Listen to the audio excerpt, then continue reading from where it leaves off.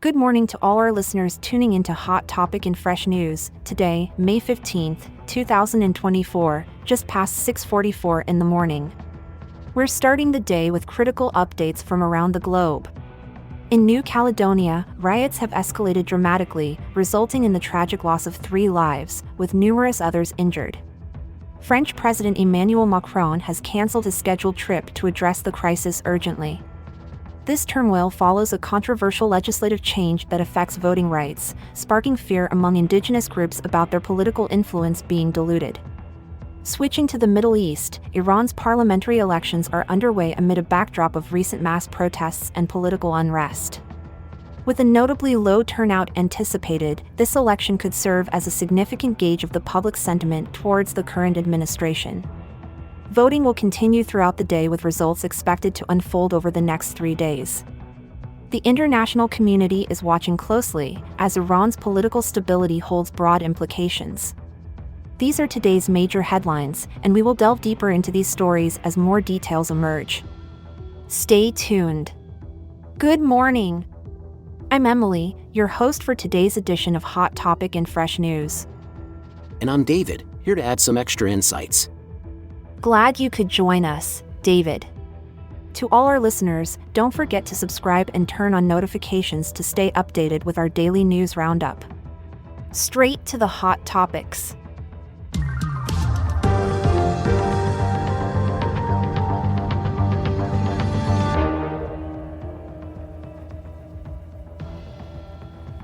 Can you elaborate on the origins of the unrest in New Caledonia?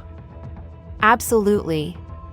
The turmoil began after French lawmakers passed a bill that changes the voting rights in New Caledonia.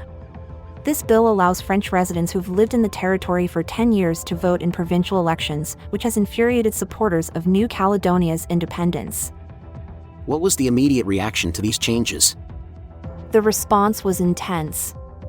Riots broke out following the approval of the bill by the French National Assembly. The local media reported violence, looting, and notable public disorder, particularly in the capital, Nouméa. How severe has the impact been on the local community?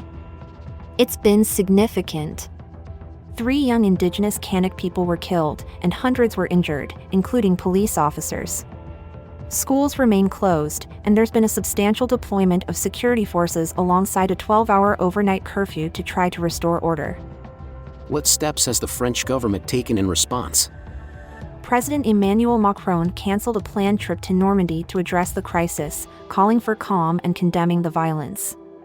The French Interior Minister, Gerald Darmanin, also highlighted the scale of the injuries and damage, indicating a serious level of concern from Paris. What are the broader implications of this crisis?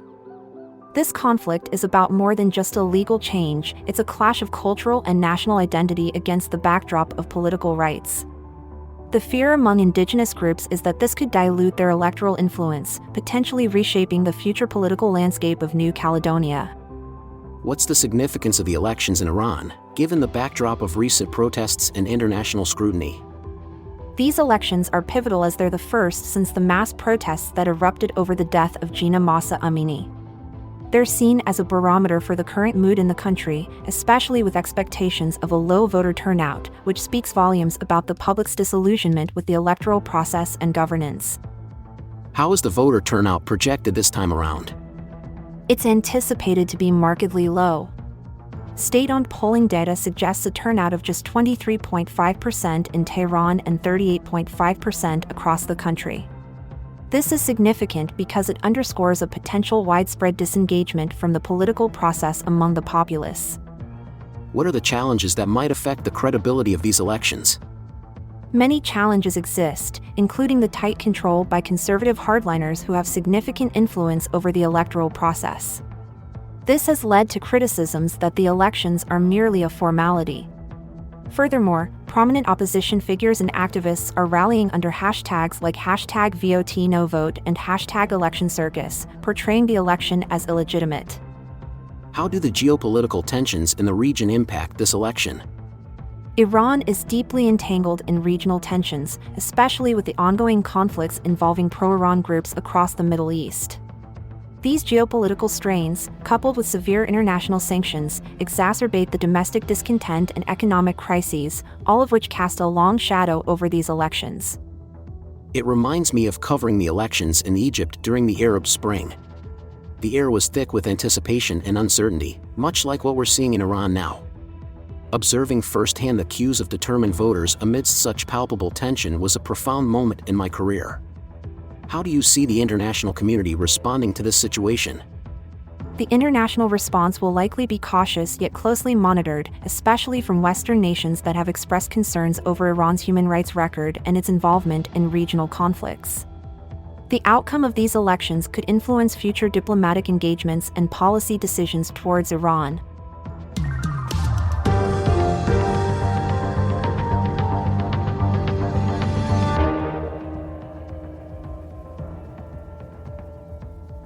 With the complexities we've discussed, could you elaborate on why Iran and Israel are often at odds, impacting regional stability? Absolutely.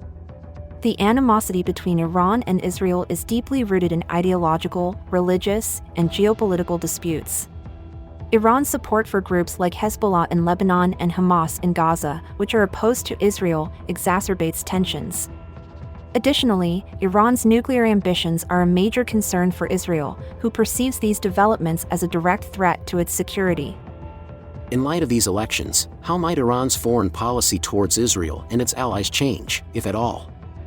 That's a crucial question. The outcome of these elections might not immediately alter Iran's stance towards Israel, given the grip of conservative hardliners.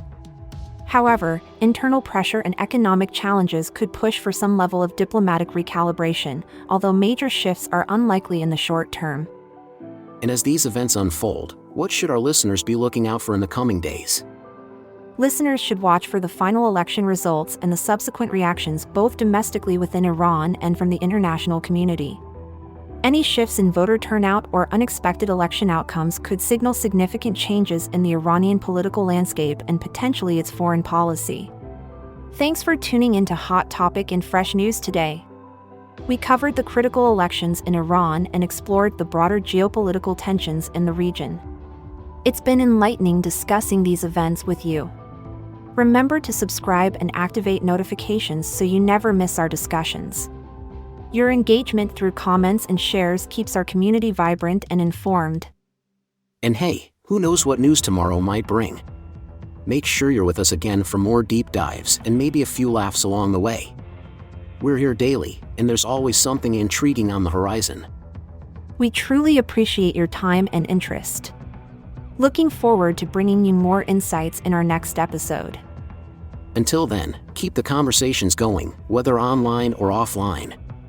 You never know when you'll need a fun fact from our show to impress at your next social gathering. Stay in the loop, keep your eyes on the news, our channel's content will amuse.